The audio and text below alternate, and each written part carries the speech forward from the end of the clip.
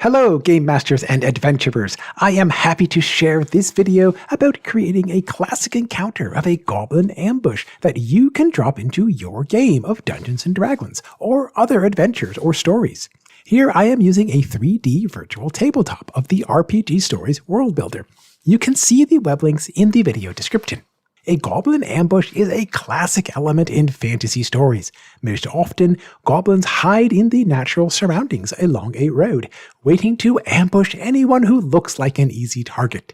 The characters could be traveling along this road for any reason, such as guarding a caravan or a particular person, delivering a message to a distant place, or simply following the road on the way toward another goal or quest. The characters potentially could detect the ambush depending on their skills and abilities, as well as whatever they happen to be doing at the moment. I like to build anticipation of this encounter in 4 ways. First, before the characters start traveling along the road, they learn rumors about bandits, goblins, and maybe other threats. This potential danger could be the reason for the characters to be hired for an escort mission, a special delivery, or another purpose. Maybe they need to find someone who has been stranded on the road. Before starting this journey, the characters can meet with someone who was the sole survivor of a Goblin Ambush, still suffering the trauma of the event. Second, while the characters are moving along the road, they may be able to notice a few spots of potential ambush locations. The first few instances will pass without a Goblin Ambush, and the characters can decide about how they will approach these situations. Along the way, though, the characters may need to face hungry wolves, giant spiders, or natural environmental hazards. If the characters will move off the road and into the forest, then potentially they can find the remains of a goblin campsite. The goblins prefer to move from one spot to another every night, so they do not use the same ambush location every time. At each goblin campsite, the goblins have prepared traps of falling nets. The nets are equipped with bells or chimes that can be heard out to a distance of about 120 feet. Additionally, at each goblin campsite, foot tracks lead back to a goblin home base, secluded farther into the forest. Third, closer to the actual ambush location, the characters will come across the aftermath of a prior goblin ambush. They may notice distinctive goblin arrows and footprints. Other clues could confirm that this ambush was the event that a traumatized survivor had reported previously. Fourth, a goblin scout will attempt to spy on the characters from a distance. Even if the characters do not notice the spy, then they will notice when the goblin will move to run away in haste. In any case, the goblin will run and attempt to hide in the forest. The adventurers may or may not be able to stop the scout from notifying the other goblins at the actual ambush site. At this point, the ambush will happen at the next convenient location along the road. Depending on what happened with the goblin scout, the other goblins could be hiding and waiting, and they could be organized with sufficient numbers and preparations. Depending on what the characters might be doing to stay alert and observant, they could be able to perceive the ambush before it will happen. Typically, a few goblins can pose a decent challenge for beginning adventurers or at a low level of character advancement.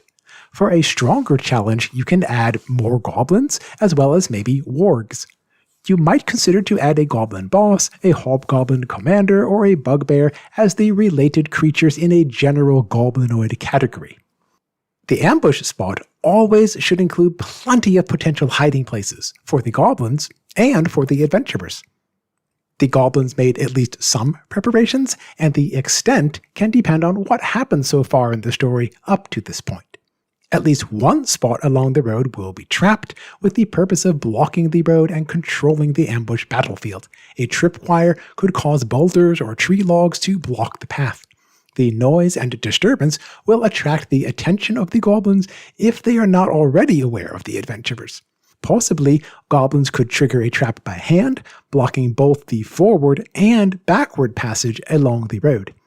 In the forest terrain, additional traps include the falling nets, equipped with the bells or chimes to alert the goblins. At all times, at least one goblin is hiding while observing the road, poised to notify the other goblins. In some cases, the entire group already may be hiding and waiting. In Dungeons & Dragons, goblins can disengage or hide as a bonus action. Accordingly, goblins always will want to disengage from melee range and move to a safer distance, preferably behind cover. The ambush setting offers diverse options of potential cover, especially for a small-sized creature such as a goblin. Whenever a bonus action will be available, then the goblins will attempt to hide. They will use their hidden status to gain advantage on a next attack, preferably at a ranged distance with a short bow. If the goblins are accompanied by wargs, then the wargs will move swiftly to engage directly in melee combat, while the goblins attack by range, remain mobile, and hide behind cover. The goblins will attack from multiple sides, and they will move as much as possible while teasing and taunting the adventurers. They might attempt to lure the adventurers into more of the falling net traps. If the goblins will notice that they are about to lose the battle, then they will attempt to run away to their home base. Otherwise, the characters should be able to find a rudimentary map, a path of foot traffic, or other clues leading to the home base of the goblins. If somehow the goblins will defeat the adventurers, then they will leave the characters unconscious, steal their most valuable items, and run away back to their home base.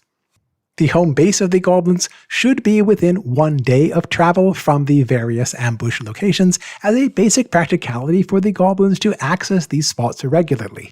Depending on what happens in your adventure or story, you can consider the specific clues and motivations that potentially could encourage for the characters to go to the goblin base camp.